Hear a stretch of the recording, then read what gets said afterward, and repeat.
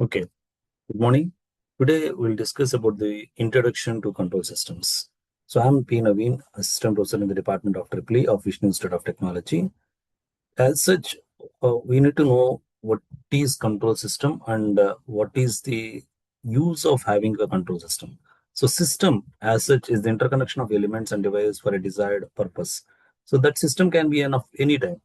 So you have got various systems at your household, and you can consider each element that you are making use of at your household as a system, which does a purpose, which has a specific purpose, which is not according to your requirement.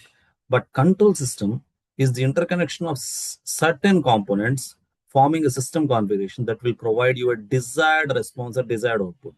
So that's the basic difference between a system and a control system. So because when you consider a fan, if you leave that with just a switch, will there won't be any control of speed of the fan, and you will not control the air that is to be taken by you. So that's a big example. If we consider a small fan that is being circulated by switching on, just switching on a switch, controlling the switch. That's what I'm saying. So that control of a switch does not control the speed of the fan. So therefore, there should be if you want a desired response, the desired response is you need to control the speed of the fan. So that desired response you can get by incorporating a regulator between the switch and the fan. So thereby it makes a good control system. So that's an example of a control system. So as such, as I said, there's a process of connecting the components and forming a control system. The process has the device, the plant or system under control. The input and output relationship represents the cause and effect relationship of the process. So that's the idea of basic control system. And coming to the objectives of control system, a control system consisting of interconnected components is designed to achieve a desired purpose. To understand the purpose of a control system, it is useful to examine examples of control systems through the course of history. These early systems incorporated many of the same ideas of feedback that are in use today. Modern control engineering practice includes the use of control design strategies for improving manufacturing process, the efficiency of an energy use, advanced automobile control, including rapid transit, among others. We also discussed the notion of a design gap. The gap exists between the complex physical system under investigation and the model used in the control system synthesis. The iterative nature of design allows us to handle the design gap effectively while accomplishing necessary trade-offs in complexity, performance, and cost in order to meet the design specifications. So let's consider, as I said, there are control systems that you said can be classified in basically into two types. One is open loop control system, the other one is closed loop control system. If you consider open loop control system, as says, I gave an example of a fan being controlled by a switch with a regulator. That forms an open loop control system because you'll have a switch as the input that is a desired um, output you can get by having a process. That process is the regulator, and you need to have an activating device as the input. That activating device is the switch that you have. So that makes an open loop control system. Whereas closed loop control system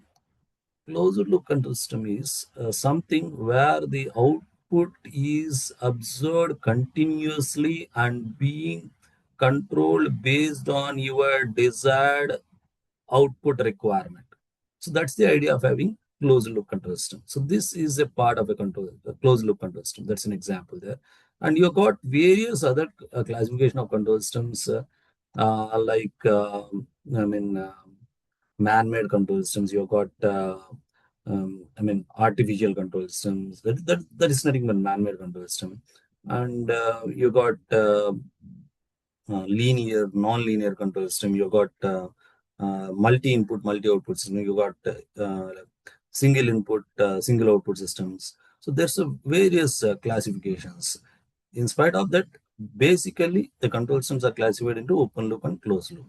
So that's the way. And coming to the history of control systems, as I said, in Greece, in the 16th century, around 16th or 15th century, float regulator mechanism was designed, and it's being used in every household. That float mechanism, if you observe, is being used in overhead tanks from long back. So that's one good example of a control system. And water level float regulator. So this was I was explaining that. Okay. This is a closed loop control system that explains the process. So desired output response, that what is your requirement, is to be compared with the output by a measuring device. That measuring device is a sensing device. So it will sense something of the output, and it will compare with what is your requirement and gives the error, and that is given to the controller, and thereby it improves this process and gets the desired output. So that's the idea of closed loop feedback system.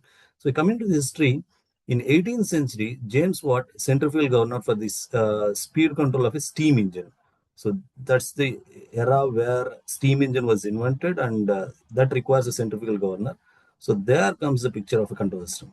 And 1920s, Monorsky worked on automatic controllers for steering ships. In 1930s, Nyquist developed a method for analyzing the stability of control systems. So everything requires the concept of stability, because all control systems, whether it may be a system or considered as control system, cannot be stable. The stability of a system is very, very important. So that has to be uh, characterized, or you need to design or study the stability by various methodologies. And Nyquist is one great scientist. He has designed various methodologies to determine the stability of control system.